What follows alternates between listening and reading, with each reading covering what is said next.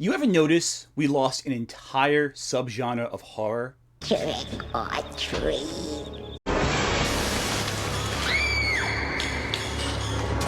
If you grew up in the 90s, Halloween was a special time of year, defined by cartoons laying out their spookiest annual specials, and McDonald's luring children in with cheap plastic toys.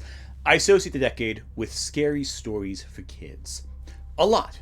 But one day, I looked around and realized there were fewer kids going out to get candy and costumes in Halloween, and I blamed studios for that.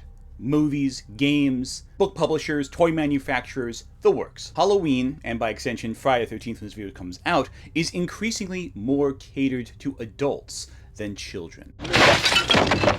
With expensive animatronics and haunts. But the kids miss out on all that, and that kind of sucks, you know? But by extension, the entire idea of children's horror has seen a serious dip and shift in the last few years.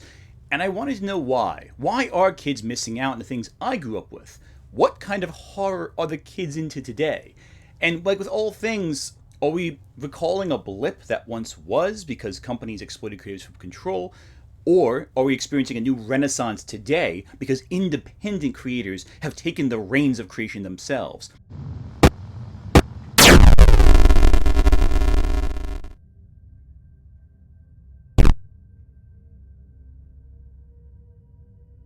Yeah, it's not that you're getting older, it's that business has ruined everything, and that creatives are able to salvage everything. So let's talk about it. But before we do, I want to take a minute to talk about something truly scary. Being well groomed. I often film these videos after taking a quick shower, which is why my hair looks wet in a bunch of these. But what's great is that today, I use some of the shampoo bars provided by our friends over at Kish. Kitsch is a self-financed accessory brand that's been around since around 2010, providing over 27 countries with high-quality products at affordable prices. And they provided me with some shampoo bars. I don't know if they're trying to tell me something by mailing me shampoo in the mail, but now, Kitsch's solid shampoo bars are formulated with rice water. They're designed to help repair damaged hair and follicles, and prevent split ends. Now, rice protein, and I didn't actually know this, it's shown to increase hair volume by over 20% if you use this at least 5 times. In a row, I suppose. If you're looking to grow out your hair or improve density, this gives a nourishing clean that boosts that shine quality. It's free of silicons and sulfates. And because it's a bar, you're not buying those huge plastic containers that shampoos usually contained in, which reduces your carbon footprint. You're cleaning both your body and the environment. So where do you put these bars? Well, you got this self-draining soap dish that you can just suction onto the wall of your shower and, you're good to go. Has a couple holes in the bottom, any moisture leaks through, you're good to go. When you pick it up, there's no mess, there's no fuss. Take it anywhere you want, even on trips. I've been using their rice shampoo for a few days now, and I gotta say, I think it's making my hair look very shimmery, very shiny. I can definitely feel a difference in terms of how it looks and everything. And if you live outside the United States, don't worry. They ship to 90 countries and counting. So if you live outside this United States territory, don't worry. They'll send the product to you. Just tell them where you are, they'll ship. If any of this sounds good to you, which it should because it's, you need shampoo to clean yourself, I don't tell you, then you should know by now I wouldn't be talking to you about this unless I could give you a special deal. If you use my code AGRAMULIA at checkout or follow the link in the description or the QR code on screen, you will save 25% on your order. That's code AGRAMULIA or the QR code on screen or the link in the description below. Save now and clean yourself up with some rather good hair products. But now, back to the video. Also, when you finish with my video, be sure to check out my friend Crimson Ender's video on Five Nights at Freddy's, where he goes over some of the more interesting components of the franchise. I won't say too much, but he does analyze whether or not Five Nights at Freddy's deserves to be remembered as something truly frightening, or as more of an enigmatic mystery worth unraveling. Would you like one of my flowers? Children's horror. How did it all start? Where did it come from? Where did it go? Well, the thing is, if you go back far enough, monster films were always seen as children's entertainment. Though we now see them as classics, many of the monster films from the 30s, 40s, and even 50s were made with children's matinee showings in mind. Yes, granted, the original Dracula was marketed as a sweeping romance, but following the re-releases of Dracula and Frankenstein in the 30s, studios realized kids loved coming to these movies. And kids gravitated towards monsters in a way that was very interesting. They sympathized with them, related to them, saw some of themselves in these fiends, these outsiders, these abused misunderstoods. Boris Karloff and Vincent Price both cited young audiences as one of the main reasons why they kept doing these genre films. That and the continual paychecks, of course. Hey, Vincent, you were really super tonight. Hey, let's give him another hand. Oh, no, Kermit, let me give you one. It was ultimately the popularity of the monster films among children that led people to believe all horror fiction was aimed for children, and they treated it as such. Any horror that deviated too far from the childhood audience was criticized by parents' rights groups, the government, etc. And nowhere was that more obvious than the case of EC Comics. They get married, and after an offensively lurid description, illustrated, of course, of the couple's wedding night, the book shows how the bride murders her husband by chopping his head off with an axe. This comic book describes a sexual aberration so shocking that I couldn't mention even the scientific term on television. I think there ought to be a law against them. I guess it's somewhat fitting for this channel that it all comes back to comic books. EC Comics was a small publisher who made their mark selling graphic horror stories. Tales from the Crypt were their flagship series, but there was also The Vault of Horror, The Haunt of Fear. Yeah, Tales from the Crypt is the catchier title. These stories were very famous for their grotesque imagery, cruel twist endings, and the horror host of the comic observing everything with a sadistic glee. Think Twilight Zone's Rod Serling crossed with Freddy Krueger. Kids loved these comics, the grotesque imagery within, but parents' rights groups and the conservative American government hated them. What about the effect of these comic books on the children? All of our testimony from psychiatrists and children themselves show that it's very upsetting, that it has a bad moral effect, and that it is directly responsible for a substantial amount of juvenile delinquency and child crime. The comics ran from 1950 before abruptly ending in 1955, thanks in no small part to the Comics Code Authority, a self-censorship board created in the wake of multiple hearings following the publication of the book Seduction of the Innocent, that claimed that comic books were responsible for inspiring violence, horror, and homosexuality in the youth of America. EC Comics was a primary target, but also Wonder Woman and Batman were targeted by this same group, and by extension, the hearings that resulted from its publication. One researcher, Carol Tilley, examined passages from Seduction of the Innocent with the evidence Dr. Wortham had used to support his claims. Ms. Tilley, who later published her findings, discovered that the discrepancies between the book and the clinical research were quite numerous.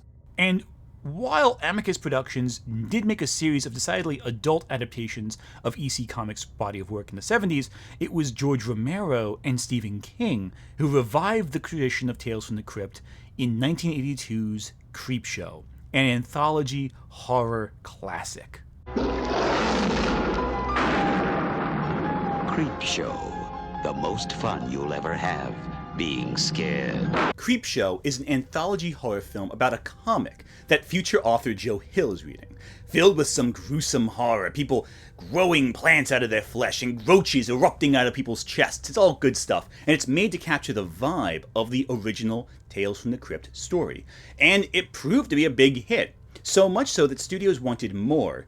But let's hold off on continuing that thread for now. Creepshow will come back into play later on. That being said, though, Creepshow I think was more successful than the Amicus Tales from the Crypt adaptation of the 70s, in part because it captured the gruesome, over-the-top nature that these comics often featured.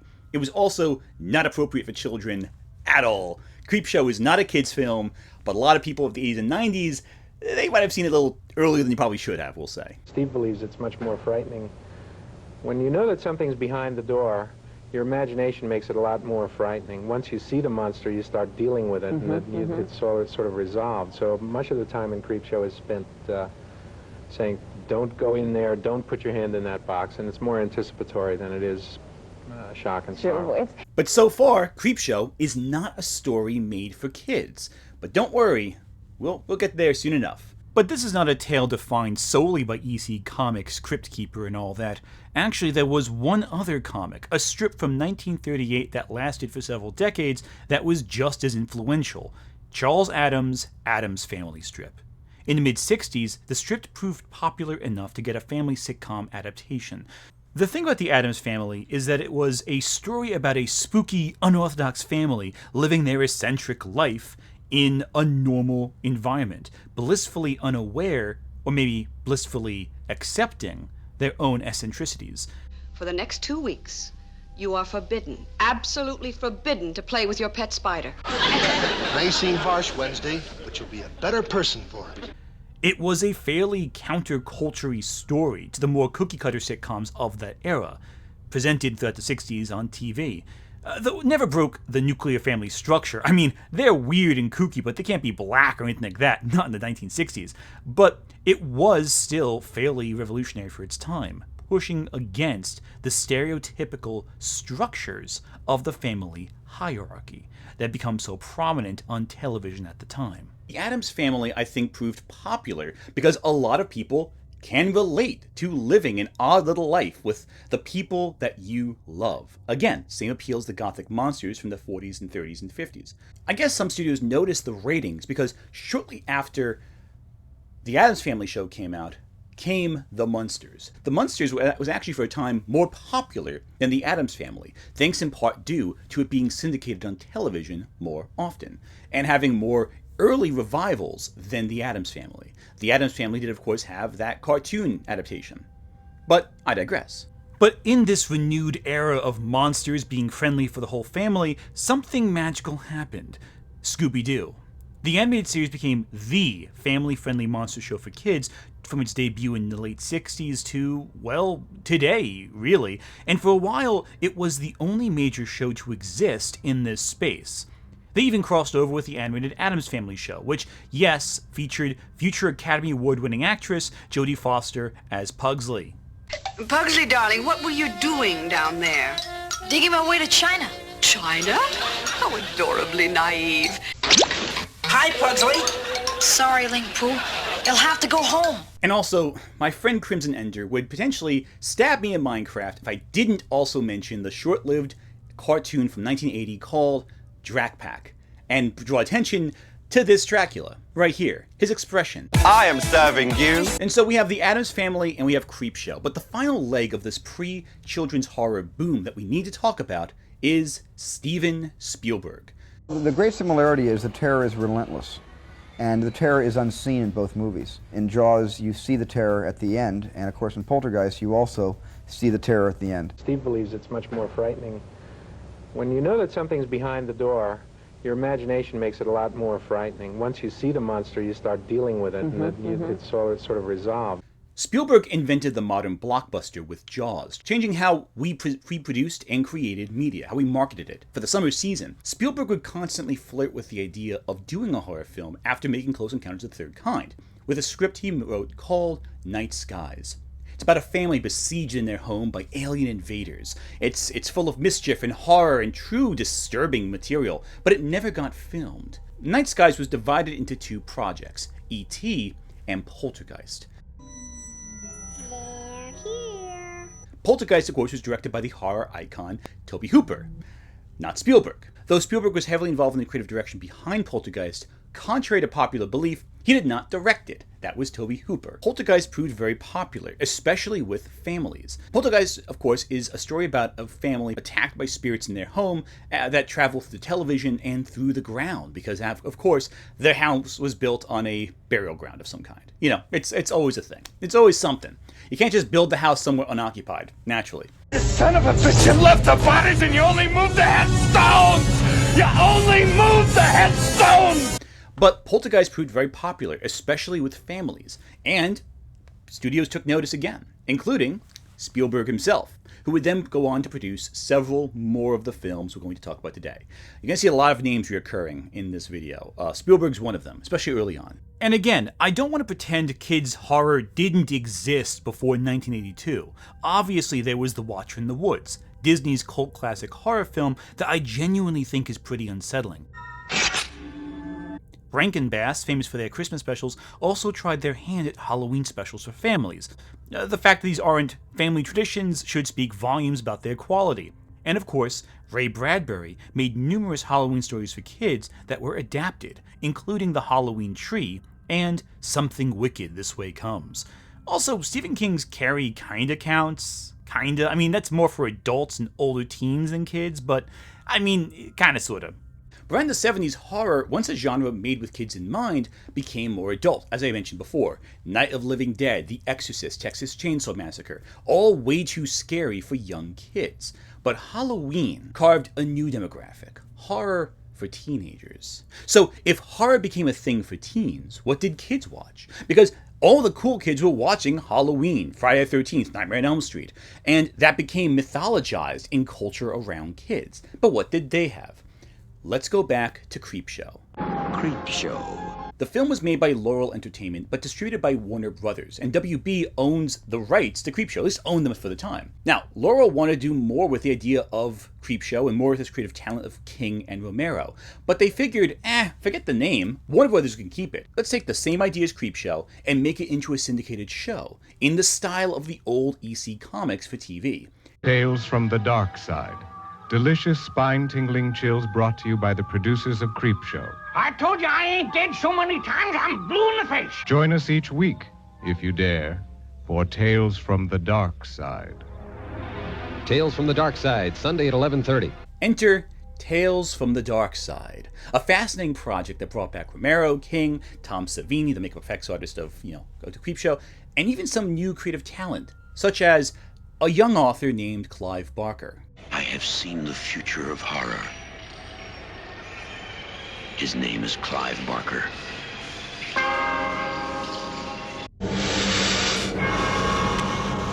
We have such sights to show you. Because the show was made for TV, it wasn't extremely graphic, which I'm sure limited Barker's creativity quite a bit, but rather it was suggestive, spooky more than scary, funny more than horrific and disturbing.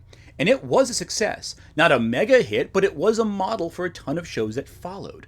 As an anthology series, the episodes varied in terms of quality and in terms of focus. Some were more adult, but many were about kids in scary situations. The pilot episode, for example, Trick or Treat, directed by Romero himself, perfectly captures the show's vibe. If you want to see what the show's like, watch the first episode. It's Halloween in a small town. This miserly old man basically owns everything, and everyone is indebted to him. But every Halloween, he has a contest, a challenge to the children of the town. If a kid can make their way through his haunted house and find his collections of hidden IOUs, all the debt in town will be erased. And we see kids hunt through this house, and the old bastard just torments them, teasing them, mocking them, which makes it all the more satisfying when someone else shows up to the house to take up his challenge. Really, the only thing that separated this from an original Goosebumps episode, aside from Goosebumps not being a decade out at this point, is the vision of hell at the end. It's a little intense for children, but it's so satisfying to watch. And it's not so scary that a kid couldn't watch it. It's just a little more intense than it probably should be. Tales from the Darkside's success led eventually to the iconic HBO series Tales from the Crypt, a truly twisted reimagining of the original EC comic stories, now unshackled by syndication restrictions or censorship boards. Now at the same time, Steven Spielberg, you remember him? He's back now. And he produces this little movie called Gremlins, which becomes a hit, sparking a wave of boundary-pushing movies where kids deal with grotesque monsters, including The Monster Squad, Fright Night, Critters, Little Monsters, and of course, Beetlejuice. It's showtime. Tim Burton is now seen very cynically today, but at the time, he existed as pseudo-counterculture, a voice for the oddballs and outcasts in society who loved the gothic and dark.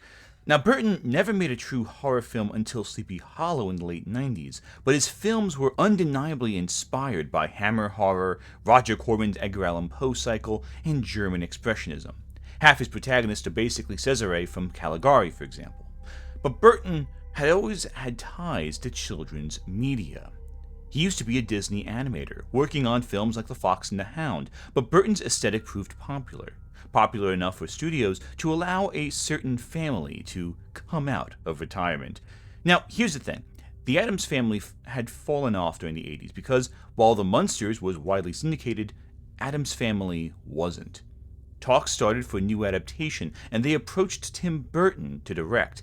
Now, he declined to make Batman Returns, but the studio still decided to make their film with a Tim Burton aesthetic, resulting in the iconic duo of films, The Addams Family and Addams Family Values.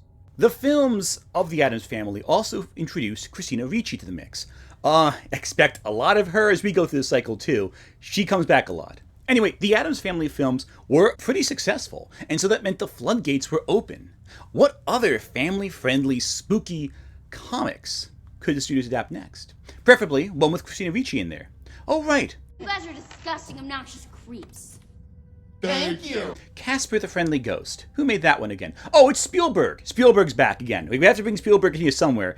Also, little known fact, I didn't realize this until researching this. J.J. Abrams did an uncredited rewrite of Caspar the Friendly Ghost. I guess that explains the film's literal mystery box throughout the whole movie, but I digress. Now, is Caspar the Friendly Ghost as good as the Addams Family films? Probably not, but it is a really fun family film about ghosts that has some surprisingly emotional beats in it. It has that Spielberg charm, even though Spielberg himself didn't direct it. It's fun in a campy, gothic way. And of course, I cannot stress this enough, the sets in these movies are incredible. These are some of the best sets for any film for children. This, The Addams Family, it's influential, it's amazing, I love it, it's just fantastic. Sadly, unlike The Addams Family, Caspar the Friendly Ghost did have follow-ups, and unlike Addams Family Values, these were not that good. And I guess also because it's worth mentioning, Richie Rich, I guess, kind of fits in this cycle, because there's the fan theory that Richie Rich is just Caspar before dying, which I think is a dark, interesting fan theory. I mean, doesn't have any actual merit, but I kind of dig it. I like it. It's a cool fan theory, and it connects two films that came out at the same time, even though obviously continuity-wise, the Richie Rich film doesn't make any sense with the Caspar continuity, but I digress. It's just a fun theory about the comics. Meanwhile, Tim Burton helped produce another iconic gothic children's horror classic, The Nightmare Before Christmas, directed by Henry Selick, not Burton. This was another project Burton couldn't direct because he was busy with Batman Returns, and frankly, maybe it's better Selick did this one. The film is a classic, one of the essential Halloween movies. While it was successful when it came out, it became more successful over time, thanks to reruns on television and Hot Topic becoming the de facto Nightmare Before Christmas merch store. Every year, around Christmas time, the Haunted Mansion gets redecorated at Disneyland with Nightmare Before Christmas elements. It was put back into theaters multiple times during the 2000s. It is, for many, the de facto children's horror cinematic experience. The combined success of Addams Family, Night Before Christmas, and yes, Caspar, I think really showed studios family-friendly scary films could work. But along the way, a couple films came out that weren't hits, necessarily, but gained an audience on syndication around Halloween every year. And these two films are The Witches, which was an adaptation of Roald Dahl's story The Witches, and Hocus Pocus, which when it came out was a complete flop, but thanks to reruns on Disney Channel and ABC Family, now Freeform, became a massive cultural touchstone. Two movies that are sure to satisfy your appetite for magic and mayhem. And don't forget to add a dash of when you try a little Hocus Pocus and Double Toilet Trouble. Sure to brush your teeth. Wednesday on Disney. Movies at 7, 6 Central. Of course, it's never as simple as just one film being a mega hit that creates the whole genre. There were other branches of the story weaving alongside the Addams Family. See, one thing I've mentioned briefly in the beginning of the video, but not for a while, slasher movies. You are all my children now. The slasher film was a big deal in the 80s, and while it did die down in the 90s, it's impossible to separate Freddy Krueger from the story, because without Freddy, without Jason, without Michael, we wouldn't get R.L. Stein's entire literary career. Allow me to explain. Following the success of Halloween, Friday the 13th, and Nightmare on Elm Street, publishers wanted books to kind of capitalize on this trend. Books for teens that would catch their interest. And what interested them? Slashers, body counts, all the works. Of course, there were plenty of writers out there who were providing young readers plenty of good thrills. Lois Duncan and Christopher Pike both wrote several popular novels that proved very successful with teens. In particular, Lois Duncan's I Know What You Did Last Summer became the basis of the film of the same name, albeit with some significant differences. But little did anyone know that a writer known mainly for writing gag stories for children would soon become the champion of literary horror for young readers. Hello, I'm R.L. Stein. I write the Goosebumps books. Enter R.L. Stein, who wrote a little-known series called Fear Street. These dark, twisted tales were an anthology set in the same location, which proved very popular. Publishers then went to Stein and said, hey, look, Fear Street's really good. What if you do the same thing you did with Fear Street, except with younger audiences? A book series for kids in the style of Fear Street that was a little more EC Comics inspired. Enter Goosebumps. Inspired by Tales from the Crypt and its ilk, the same inspiration for Tales from the Darkside, Goosebumps is basically the biggest pillar of 90s children's horror, alongside the films I mentioned earlier. Running for 64 books, this series brought children closer to campy, silly monster stories with campy, silly monster stories. Sure, some of them haven't aged well. Sure, some of them rely on a ton of cliches. Sure, some of the stories feel surprisingly mean-spirited when revisiting them as an adult, especially against fat people, apparently. But they're still extremely charming books that were perfect introductory stories for young readers. Hell, the book and the show adapting the book series were my introduction to horror. And you had so many iconic monsters, from possessed evil dolls to bizarre liquids that cause bizarre growth, cameras foretelling grim futures, and masks that refuse to loosen themselves from the flesh of those who wear them. There were a lot of options for readers at the time. Aside from your vampires, mummies, werewolves, and the like, they were more existential horrors mixed in with the typical spooky affairs. Mom? Dad? What did you think? I think they liked it. Personally, I think The Haunted Mask is, in terms of quality, the best Goosebumps story. But Werewolf of Fever Swamp I also really dig too, and any werewolf story I'm down for. I love it. The series is still a really good series that's excellent for children who want to dip their toes into horror while still reading. They were fun, they were engaging. But after a certain point in time, kids wanted something scarier, you know? And what's funny is Goosebumps was never super scary, but it was always a long shot from Nightmare and Friday. So where's the middle ground? Where's the transition from Goosebumps to adult horror? Well, we had a couple of those actually, and they proved extremely popular during the 90s as well. Are You Afraid of the Dark is actually very similar to Tales from the Darkside in terms of style, tone, presentation. It's cheesy and fun as an adult, but the show on occasion did push the boundaries and show some genuinely disturbing imagery, like that ghost skeleton coming out of the pool, or that monstrous thing in the basement that hungered for bodies and created nightmares such as life-size living dolls. But I think the episode that gets everyone the most is that clown episode, because it's a clown that just follows you around. You don't really see it too much, but I mean, the suggestion is there. Even if nothing really happens in the episode, the implications are what frightens you and lingers with you. That said, I love the framing device of Are You Afraid of the Dark. It's all about how the stories are being told by a bunch of kids. It's kids telling each other stories that scare each other. And that element, I think, will be very important in our discussions as we keep going. The idea that the stories are authentically told amongst the group. But I would be lying if I said any of the stories from Are You Afraid of the Dark are truly that scary. On the other hand, scary stories to tell in the dark is fucking haunting. The stories themselves are completely serviceable. They're brief and short, so you can read a bunch at once. Many draw from folklore. A few even draw from Shakespeare.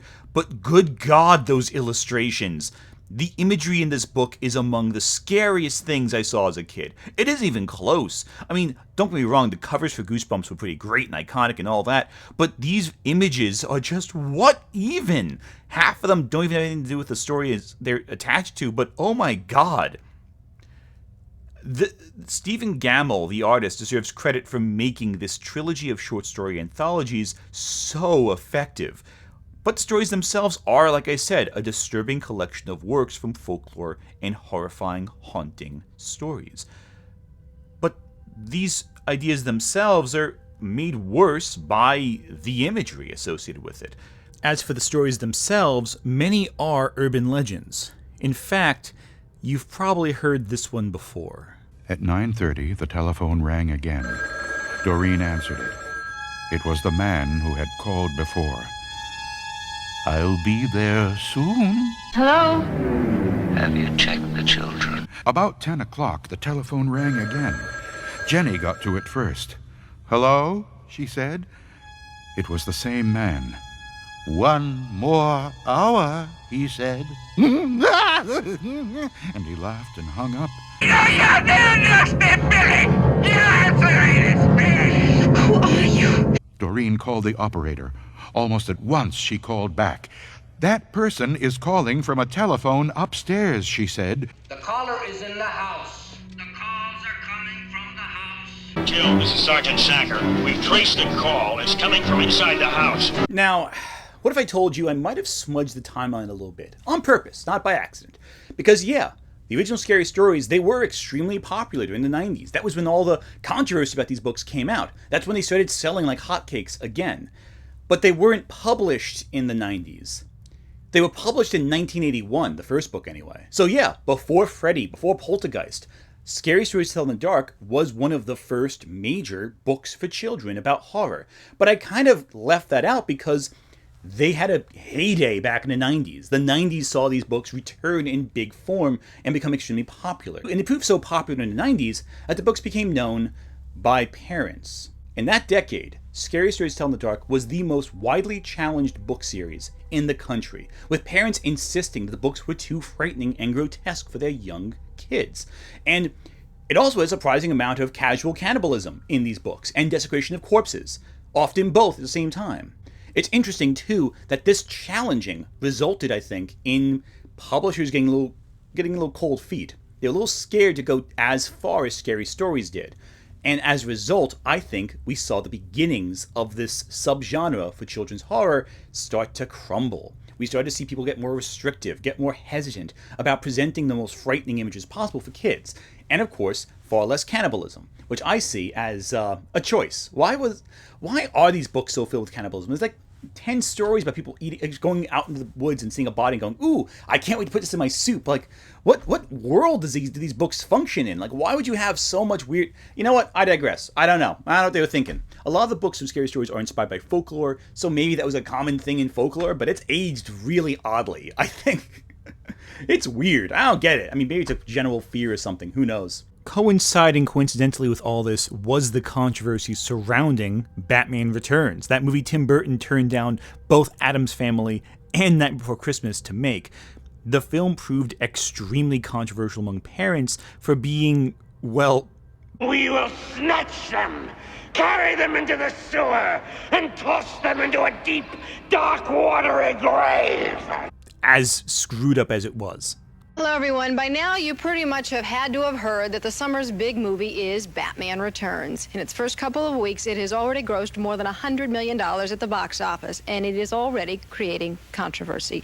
Some parents contend that Batman Returns, which is rated PG-13, is actually being marketed for younger children, and the movie is just too violent. All the hysteria surrounding Batman has caused McDonald's to do a Happy Meal promotion, and you know, who's buying Happy Meals? 13-year-olds and over? And these are the toys that are on the market now. Of course, the whole Batman series.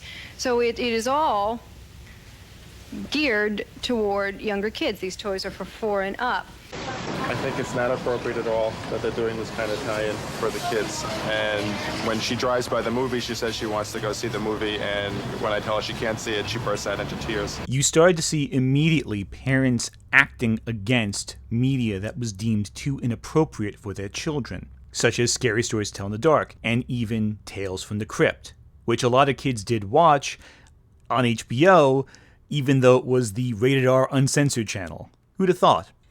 It's also worth mentioning, I think, that Tales from the Crypt did have an animated series for children called Tales from the Crypt Keeper, which was basically the same thing that Tales from the Crypt did, but animated and less inappropriate for children.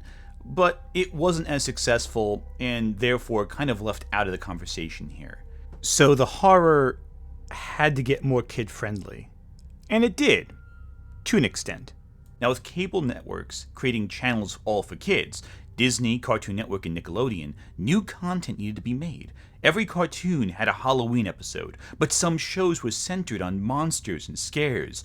Our Real Monsters tried this, but the most successful show in this era was Courage the Cowardly Dog. Return the slab, or suffer my curse. The show reveled in mixing strange, surreal horror with jump scares and odd animation techniques to create an atmosphere of surreal fear.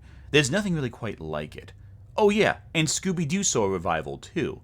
Cartoon Network would regularly air Scooby-Doo and all of its associated shows. As a result, kids were reintroduced to Scooby and the gang. The syndication boom really helped Scooby-Doo. Now, Scooby-Doo had made a few TV movies that were made in the 80s. They were fairly unremarkable. But then, 4 direct-to-video movies came out, and the first 2, Zombie Island and Witch's Ghost, were pretty good. Zombie Island introduced the concept of real monsters to Scooby-Doo, creating some genuinely disturbing visuals, whereas Witch's Ghost, while not as frightening as Zombie Island, did appeal to a whole group of people growing up with its more gothic story, its more Americana-X style, almost feeling at times like a Stephen King story in some points, as well as the Hex Girls.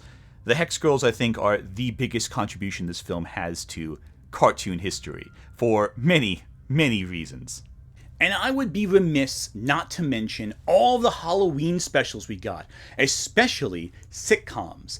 Family Matters, I think, made it an art form to have insane, over-the-top Halloween specials every Halloween. But other ones had some stuff too. So what happened? Well, a few things. But the biggest thing, I think, was horror changed. You can thank Scream for a lot of that. Why do you want to know my name? I want to know who I'm looking at. Scream was a slasher told through the avenue of teen dramas like Dawson's Creek. Horror tried to become more slick, modern, and the kids wanted their horror to look like it. There's a huge difference from the aesthetic of Nightmare on Elm Street and Scream, even though Wes Craven directed both.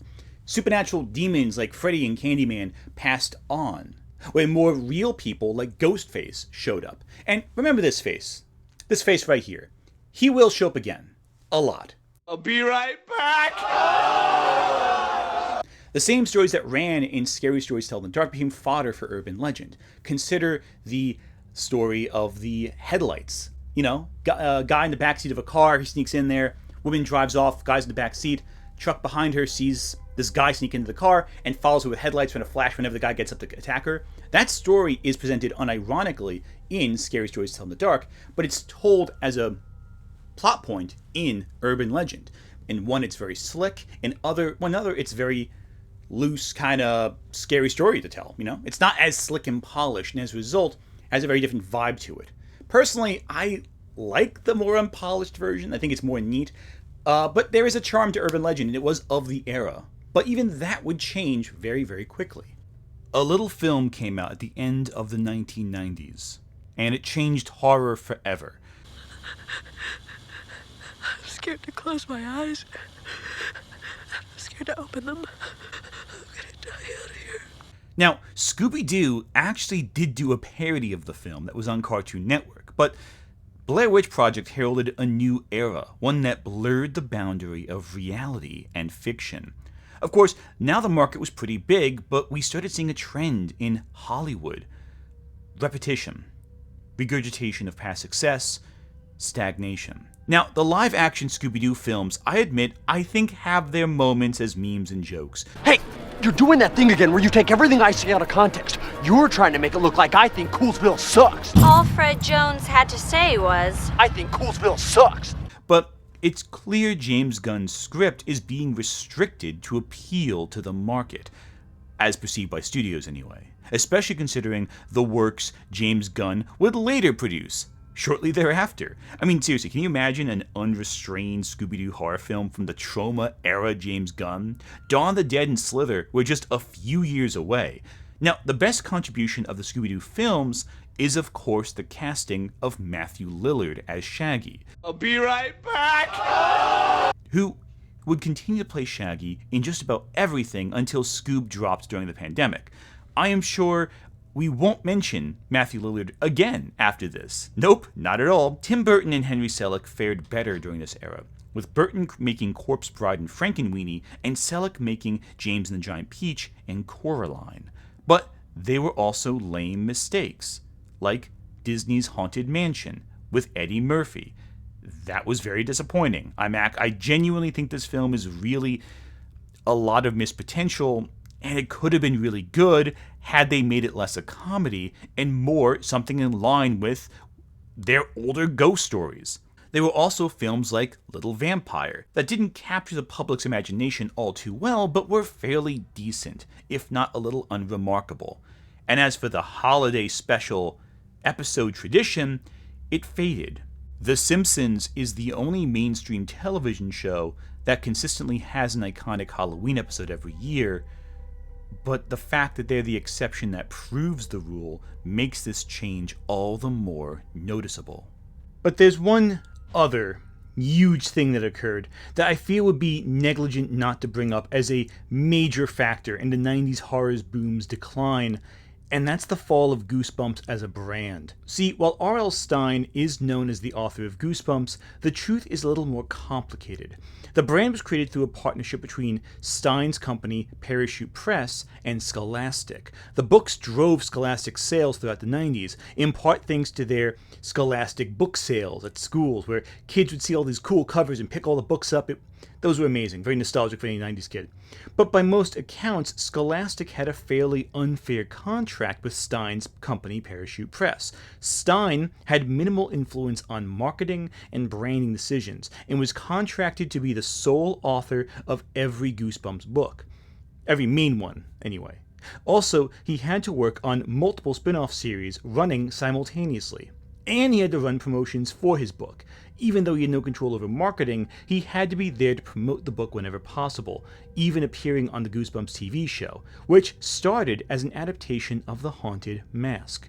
Oh, and despite earning Scholastic billions, Stein and his company only saw a fraction of the profits. Stein at some points was publishing over 24 books a year with all the various Goosebumps titles. Parachute Press, which was, by the way, co-owned by Stein's wife, tried to negotiate a better deal, but allegedly, even with a better deal, Scholastic was still withholding tens of millions of dollars in royalties for the books. The reason for this? Allegedly, R.L. Stein dared use writing assistants to keep up with demand, which meant he was breaching Scholastic's contract, where he had to be the sole author of every book. February 1st, 1999, Scholastic filed a lawsuit against Parachute. The suit alleged that Stein breached his contract, hiring ghostwriters to write many of the, then 100-plus, Goosebumps books. This would have violated Stein's agreement that he'd be the sole writer of every main series book, aka the original series and Series 2000. Stein refuted using ghostwriters, claiming that freelancers would, at most, create detailed outlines for his books.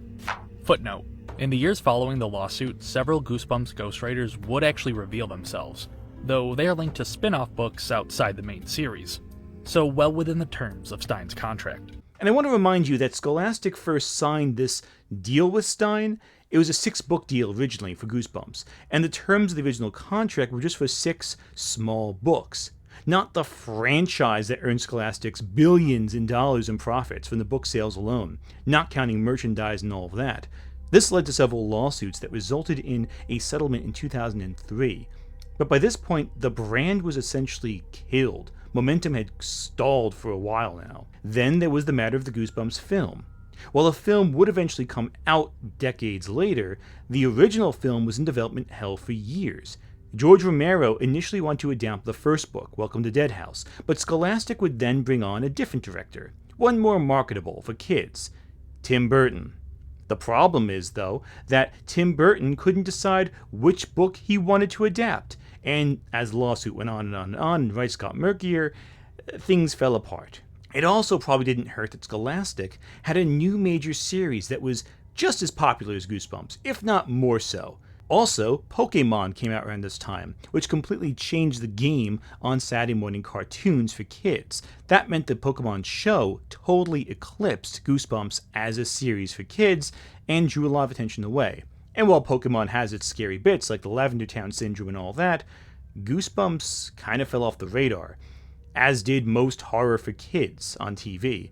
There were some horror shows still airing, of course, like Disney's underrated X-Files knockoff So Weird, but it trickled to a crawl at the turn of the new millennium. But here's the thing too, and it's something that everyone probably pointed out from the beginning, the kids who grew up with these horror stories grew up.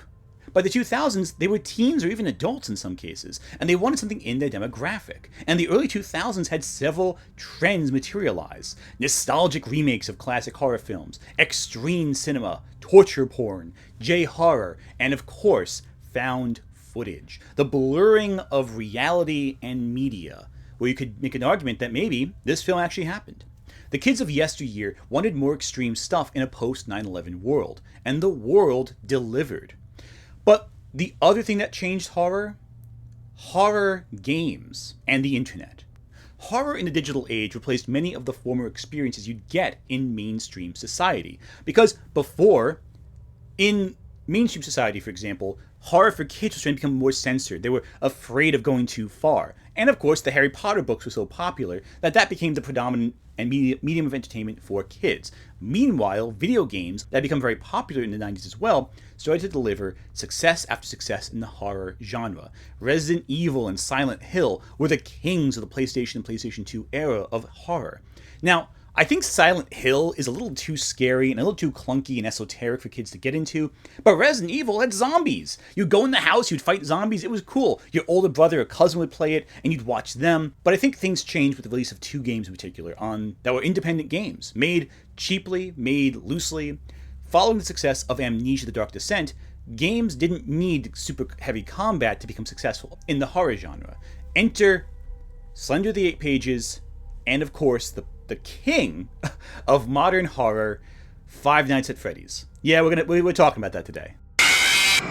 Both proved extremely successful because A, they were easy to play games, you could play them a lot and fast, there wasn't a lot to them in terms of Resident Evil, Silent Hill, in terms of the gameplay and all that, and a lot of Let's Players would use these as fodder for simple episodes of their shows. The first night. If I didn't want to stay the first night, why would I stay any more than 5? Markiplier became especially famous with Five Nights at Freddy's, and then other YouTubers like MatPat joined the fray, analyzing the lore and history, and that delved deeper into it. But you have to remember the gameplay. That's the key thing that got these games noteworthy at the beginning. Amnesia: The Dark Descent made the characters passive survivors, trying to live through an experience, rather than shoot it in the face like in Resident Evil. Leon Kennedy could kick people with chainsaws' heads off, but in Amnesia, you had an oil lamp and your feet, and you had to run and hide. But Five Nights at Freddy's took that to a new level. You were so powerless, and all you could really do is close a door and hope they don't see you. There was a sense of vulnerability there, a sense of, fear. Another major element, neither Slender or Five Nights at Freddy's included extreme violence or extreme sexual content, which meant a kid could play it. Unlike Silent Hill, which had, all of that. Slender the Eight Pages had a gameplay loop that was pretty straightforward, and a lot of people copied it, but there was something about Five Nights at Freddy's that really captured the imagination. I think it was the mascots. Amnesia doesn't really have any horror monsters to it, right? Silent Hill and Resident Evil, they have their zombies and demons, and they have particularly noteworthy monsters like Nemesis and Pyramid Head. Great iconic villains. But Slender the Eight Pages, and of course Five Nights at Freddy's, introduce kids to recognizable horror icons that would be reinterpreted again and again, both in independently driven stories like Slender knockoffs or in future games of the Five Nights at Freddy's franchise. And of course, Freddy Fazbear, Chica, all those characters. I think Springtrap was the scariest because of the story behind him being a child murderer locked inside of an animatronic body. For most of you, I believe there is peace, and perhaps more, waiting for you after the smoke clears. Although for one of you, the darkest pit of hell has opened to swallow you whole.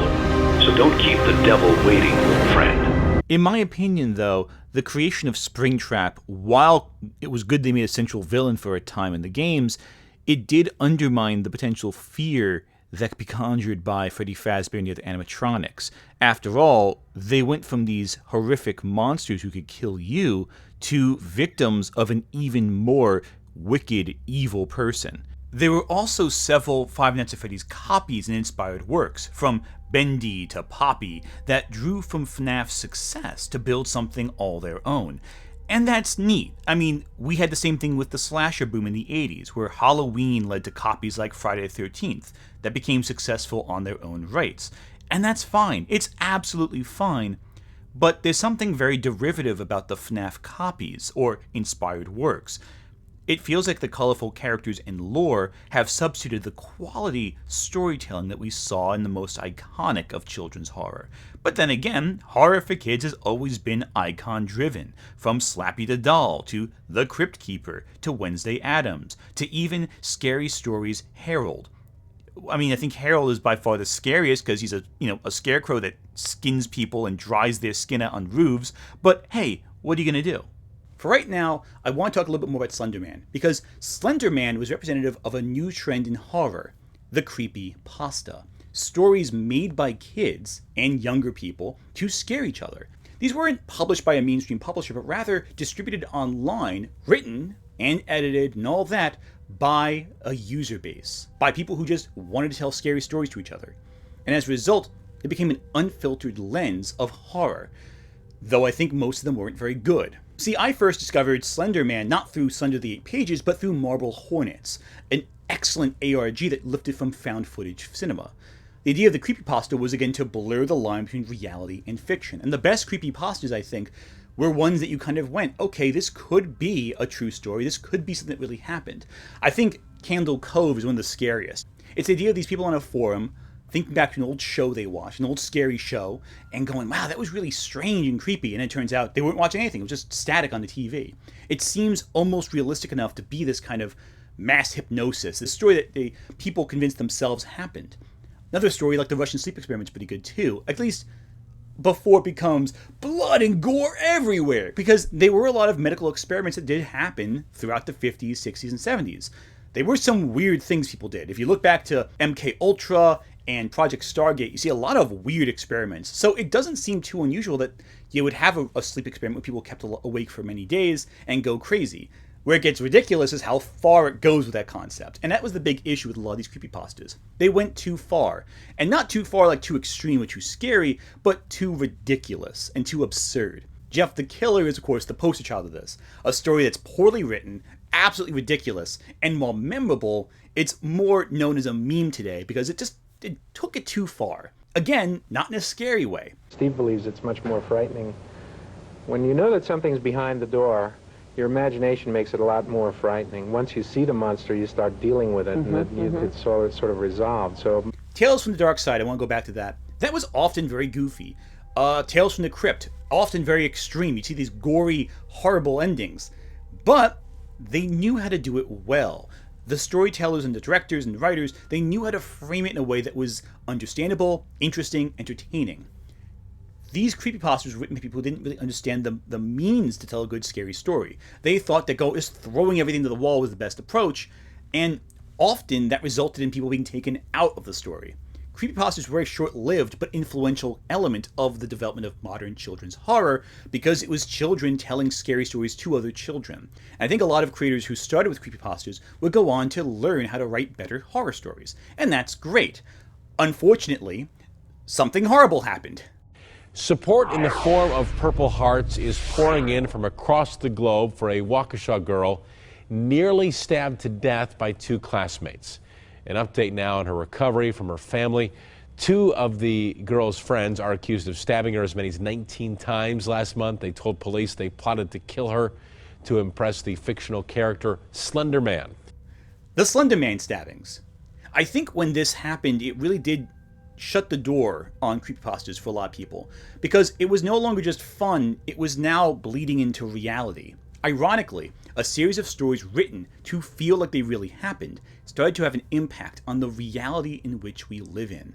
And that's something interesting and horrifying that's really unique to horror. We don't see that too often outside of that. It's really fascinating, I think. One interesting thing, too, about all this is that a lot of these scary stories for kids became popular less because of the frightening scenes within and more because of the convoluted lore.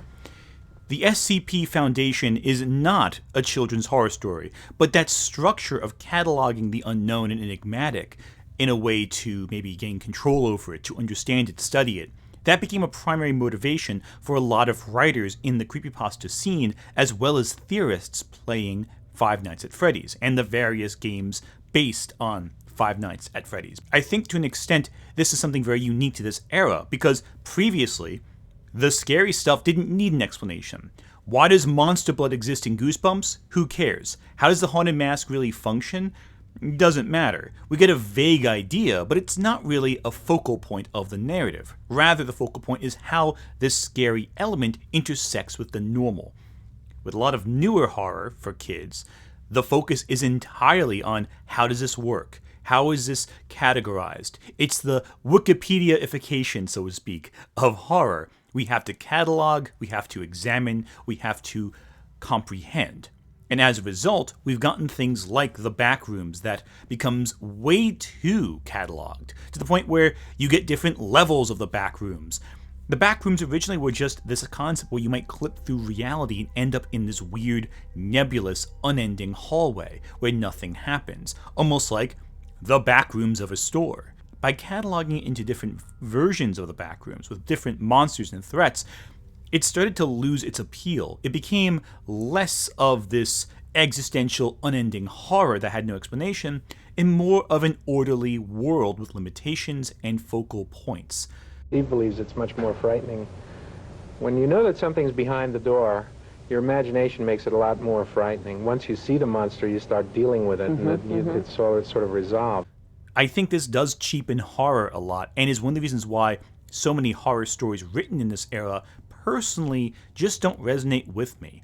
It undermines the horror to give it more detail. And those two components, being too extreme at times without understanding the full depths of how extreme something can be, and the over-analysis of its own fear and lore, undermine a lot of these stories, in my personal opinion. Five Nights at Freddy's, these creepypastas, they showed studios, hey, kids do want horror. There was a short boom in the 2010s where studios tried to produce horror for kids.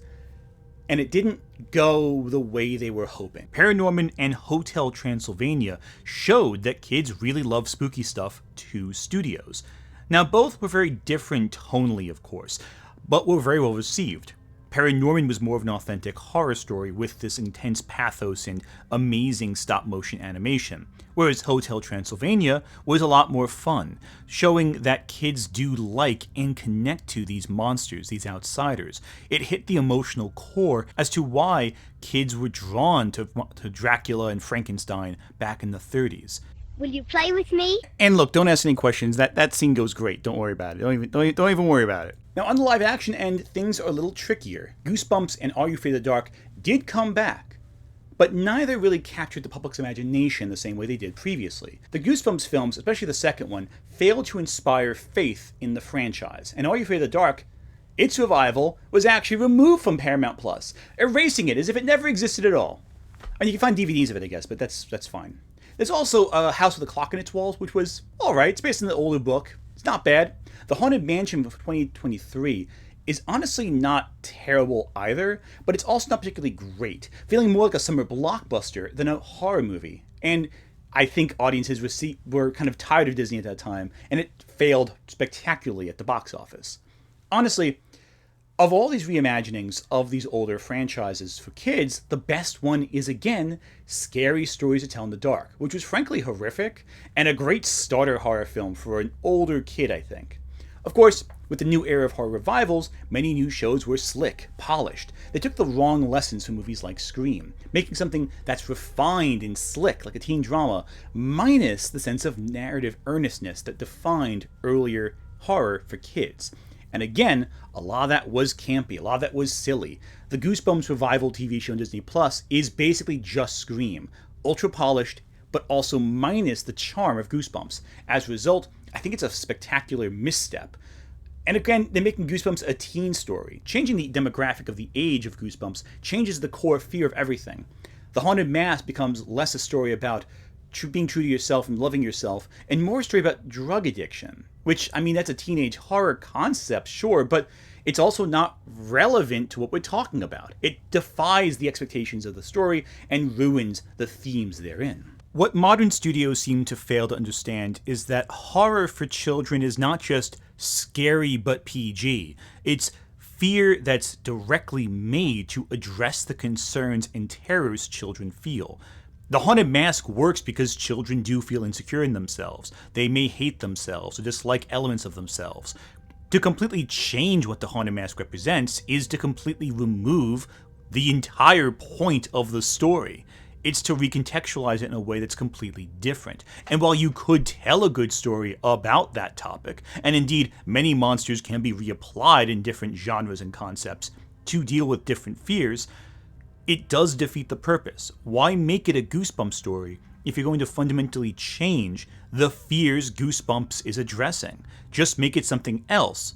But they don't want that. They want the brand recognition. Because the brand is what matters. Not the heart of the story, but its exterior, its name, its trademark.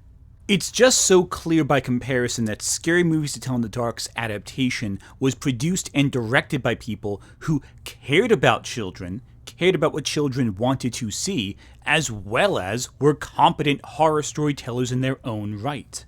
And I think that's one of the things that makes the Five Nights at Freddy's film so damn refreshing. The movie is somehow both extremely simple and extremely complicated all at once, much like the games, with countless threads that make a simple story and simple premise feel much denser than it really is.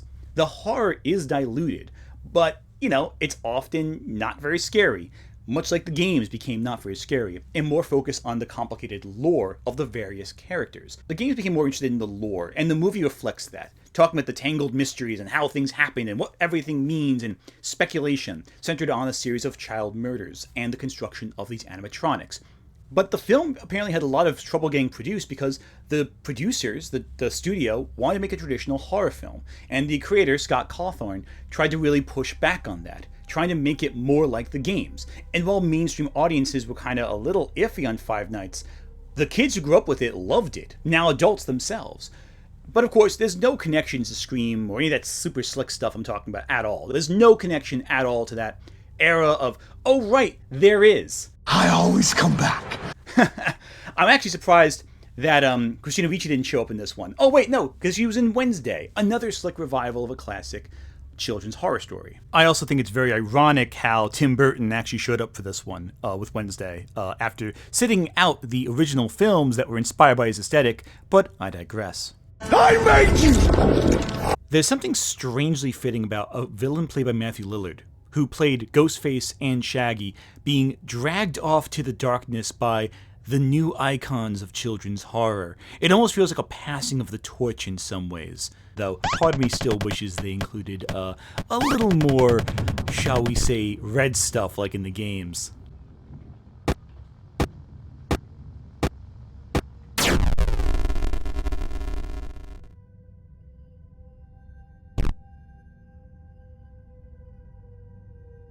So what does this mean for the genre? Well, it means that everything's changed, it's shifted, it's no longer what it once was. And that's fine, that's good. Children's horror as a televised medium is maybe dead now, but it's become something very different, and I hope to see it evolve over the next several years. You see, the thing about horror is that it always has to evolve, it has to remain changing and ever shifting. If we're too nostalgic about what was, then that's bad. We have to move forward, we have to evolve with the times, and horror for kids has evolved. It was a thing made for kids originally, but then kids took hold of it, they took ownership of it, and told people what they wanted to see, what they responded to.